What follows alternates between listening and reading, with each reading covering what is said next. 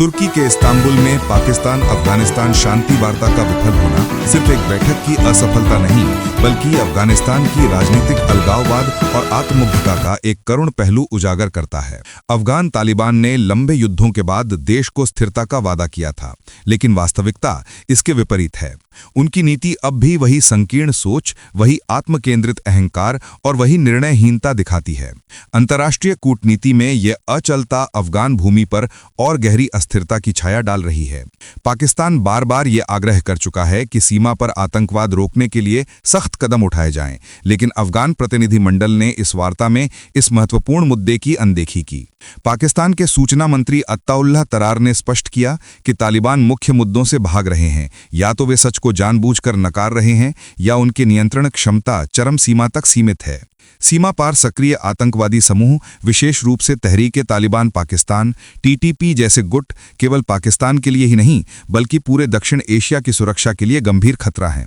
इसके बावजूद काबुल सरकार इनका मुकाबला करने के बजाय मौन रही, अपनी ही भूमि को उनके अड्डों में बदलने की अनुमति दी। पाकिस्तान ने वर्षों से 1 मिलियन से अधिक अफगानी शरणार्थियों को आश्रय दिया, उन्हें भोजन, चिकित्सा और वाणिज्यिक सहायता प्रदान की। अंतर्राष्ट्रीय मंचों पर अफगानिस्तान के पक्ष में आवाज उठाई, लेकिन इस मित्रता का बदला केवल रक्तस्राव और संदेह के रूप में मिला। कूटनीतिक वार्ता में पाकिस्तान ने कभी युद्ध नहीं चाहा, उसने शांति की कामना की, लेकिन जो शांति की भाषा नहीं समझते, उनके लिए कभी कभी कड़ा संदेश आवश्यक होता है। हालिया पाकिस्तान द्वारा अफगानिस्तान में एयर स्ट्राइक को कई लोग युद्ध की घोषणा मानते हैं, लेकिन वास्तव में ये केवल एक चेतावनी थी कि सीमा पार आक्रमण सहन नहीं किया जाएगा। तालिबान को इस्तांबुल वार्ता में जिम्मेदार और परिपक्व व्यवहार दिखाना चाहिए था, लेकिन उन्होंने जल्दबाजी और हठधर्मिता का रास्ता चुना। यह हठधर्मिता केवल कूटनीतिक विफलता नहीं, बल्कि उनके अस्तित्व के लिए आत्मघाती कदम है। अफगानिस्तान आज एक ओर खाद्य सुरक्षा संकट से जूझ रहा है, दूसरी ओर अंतर्राष्ट्रीय मान्यता की कमी से ग्रस्त है, और फिर भी उनके शासक ऐसे व्यवहार कर रहे हैं जैसे पूरी दुनिया उनके इंतजार में है। चीन, रूस और तुर्की सभी अब तालिबान की नीति से थक चुके हैं।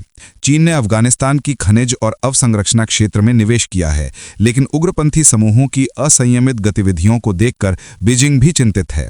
ईस्ट तुर्किस्तान इस्लामिक मूवमेंट, जो उइगर अलगाववादियों द्वारा संचालित है, की उपस्थिति सीधे तौर पर चीन के लिए सुरक्षा खतरा है। बीजिंग ने खुलकर कहा कि ये समूह चीन, अफगानिस्तान और पूरे क्षेत्र की स्थिरता के लिए गंभीर खतरा है। चीन चाहता है कि तालिबान कड़े कदम उठाएं, लेकिन काबुल की मौनता अब चीन के निवेश निर्णय पर प्रश्नचिन्ह लगा रही है। वहीं रूस भी तालिबान के प्रति धैर्य खो रहा है। मॉस्को ने कभी अफगानिस्तान को पश्चिमी प्रभावों के खिलाफ एक बफर जोन माना था, लेकिन अब उनके लिए काबुल सरकार केवल एक अनिश्चित बोझ बन गई है। यदि अफगान भूमि से आतंकवाद मध्य एशिया में फैलता है, तो रूस फिर कभी तालिबान पर विश्वास नहीं करेगा। संक्षेप में, अफगानिस्तान आज जिस स्थिति में है, वे उनकी आत्मकेंद्रितता, दूरदर्शिता की कमी और जिम्मेदारीहीनता का परिणाम है। यदि वे साबित नहीं कर सकते कि वे जिम्मेदार राष्ट्र हैं, तो वैश्विक मंच पर उनका कोई स्थान नहीं होगा। इसी बीच अंतर्राष्ट्रीय स्तर पर एक अलग खबर ने हलचल मचा दी। न्यूयॉर्क शहर में इतिहास में पहली बार एक मुस्लिम प्रवासी जोहरान मामदानी शहर के मेयर चुने गए हैं। उनकी जीत केवल राजनीतिक परिवर्तन नहीं, बल्कि एक पीढ़ी की सामाजिक जागरूकता का प्रतीक है। भारत युगांडा मूल के इस प्रगतिशील नेता को न्यूयॉर्क की बंगाली प्रवासी समुदाय में बंगाली आंटी का उम्मीदवार कहा जाता है। उन्होंने 50% से अधिक वोट हासिल कर इतिहास रचा। उनकी जीत में केवल मुस्लिम नहीं, बल्कि यहूदी, अश्वेत, लैटिनो और अन्य समुदायों के लोग शामिल हुए। ये दिखाता है कि न्यूयॉर्क वासियों ने धर्म या जाति के बजाय नीति और नैतिकता को चुना। राष्ट्रपति ट्रंप से लेकर कट्टर इजरायली लॉबी तक ने उनका विरोध किया, लेकिन उनकी लोकप्रियता पर कोई असर नहीं पड़ा। एंड्रू क्वोमो और एरिक एडम्स जैसे प्रभावशाली प्रतिद्वंदियों को हराकर उन्होंने साबित किया कि अगर जनता चाहे तो कोई भी शक्तिशाली समूह उसकी इच्छा को नहीं रोक सकता। न्यूयॉर्क में यहूदियों का प्रभाव व्यापक है, लेकिन मामदानी ने उनसे भी समर्थन प्राप्त किया, क्योंकि उन्होंने सत्य, न्याय और मानवता के पक्ष में आवाज उठाई। फिलिस्तीनी अधिकारों पर उनकी स्पष्ट स्थिति ने उन्हें जोखिम में डाल दिया, लेकिन प्रगतिशील युवा यहूदी समुदाय ने उनका समर्थन किया, क्योंकि उनके शब्दों में न्याय था, न कि घृणा।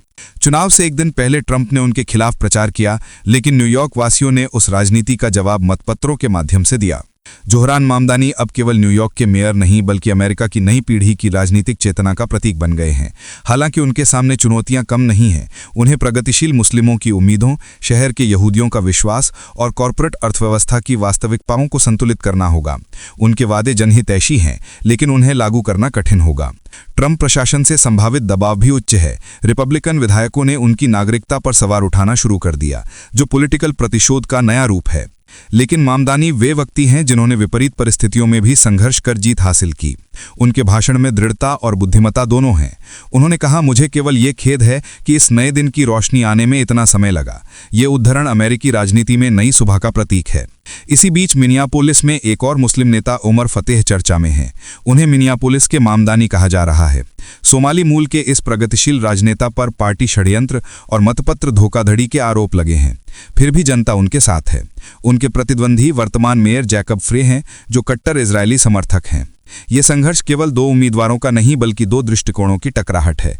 एक ओर सहनशीलता और मानवता, दूसरी ओर पुरानी प्रभावशाली राजनीति की रक्षा। मतगणना अभी जारी है, लेकिन जिस भी तरह परिणाम आए, मुस्लिम नेताओं का उदय अमेरिका के राजनीतिक नक्शे को बदल रहा है। वर्जीनिया में गजाला फरदौस हाशमी लेफ्टिनेंट गवर्नर चुनी गई। ये साबित करती हैं कि अमेरिका में प्रवासी और मुस्लिम महिलाएं भी अब राजनीति के मुख्य धारा में हैं। ये तीन जीत केवल प्रतीकात्मक नहीं बल्कि व्यापक राजनीतिक संदेश हैं। अन्याय के खिलाफ खड़ा होना, प्रगति की ओर बढ़ना और बहुलता पर विश्वास का आह्वान।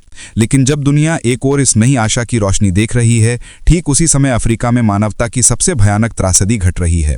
सूडान के दारफुर रीजन के अल-फशर शहर में रैपिड सपोर्ट फोर्स या आरएसएफ ने जो किया, वे मानव सभ्यता पर काला धब्बा है। महीनों तक शहर को घेरे रखने के बाद ये मिलिशिया शहर में घुसा और निर्दय हत्याकांड शुरू किया। अस्पतालों के भीतर 500 से अधिक लोग मारे गए, जिनमें मरीज, महिलाएं, बच्चे और परिवार के सदस्य भी शामिल थे। भाग न पाने वाले अनेकों को ठंडे दिमाग से मार दिया गया।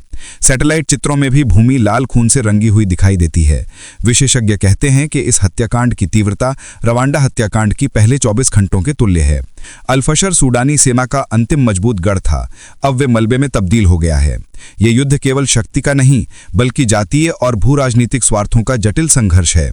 आरएसएफ बल, जिनकी जड़ें जानजावीद मिलिशिया में हैं, अब आधुनिक हथियारों, ड्रोन और 4 पहिया टेक्निकल वाहनों से सुसज्जित हैं। उनके सहयोगी संयुक्त अरब अमीरात हैं, जो इस बल को वित्तीय और सैन्य सहायता प्रदान कर रहे हैं। यूएई इस तरह विदेशी युद्ध का समर्थन कर रहा है, लेकिन सार्वजनिक रूप से सब कुछ नकार रहा है। अब तक इस युद्ध में 1.5 लाख से अधिक लोग मारे गए, करोड़ों लोग विस्थापित हुए और 3 करोड़ से अधिक लोग मानवीय सहायता के लिए कराह रहे हैं। लेकिन अंतर्राष्ट्रीय समुदाय मौन है। पश्चिमी शक्तियां, संयुक्त राष्ट्र, यहां तक कि अफ्रीकी संघ भी इस नरसंहार को रोकने में असफल रहे हैं। सब जानते हैं, देख रहे हैं, लेकिन कोई कदम नहीं उठा रहा। दारफुर के लोगों का ये विलाप दुनिया की अंतरात्मा से सवाल करता है, क्या मानवाधिकार केवल भाषणों का विषय हैं या वास्तव में उनका कोई मूल्य है? कुल मिलाकर आज की दुनिया 3 छवियों के सामने खड़ी है। पहला, अफगानिस्तान का आत्मकेंद्रित अहंकार। दूसरा, अमेरिका में प्रगतिशील परिवर्तन का उदय। तीसरा, सूडान में मानवता का विलाप। एक और आत्मघाती नीति के कारण एक राष्ट्र विनाश के कगार पर, दूसरी ओर नया नेतृत्व दिखा रहा है कि आशा की रोशनी अभी बुझी नहीं है। तालिबान को यह सीखना होगा कि राज्य केवल शक्ति से नहीं जिम्मेदारी से टिकता है, और सूडानी सत्ता लालचियों को समझना होगा कि रक्त से कभी शासन स्थापित नहीं होता। जब पृथ्वी के एक कोने में रक्त बह रहा है, उसी समय दूसरे कोने में लोग लोकतंत्र की मशाल जला रहे हैं। यही विरोधाभास आज की वास्तविकता है। यही वास्तविकता मानवता की कठिन परीक्षा है। दुनिया प्रतीक्षा कर रही है कि विजेता कौन होगा, अंधकार या प्रकाश। प्रिय दर्शक, इस वास्तविकता का सामना करने के लिए हमें अपनी आंखें खुली रखनी होंगी, क्योंकि इतिहास हमेशा लौट कर आता है और तब न्याय से कोई नहीं बच सकता।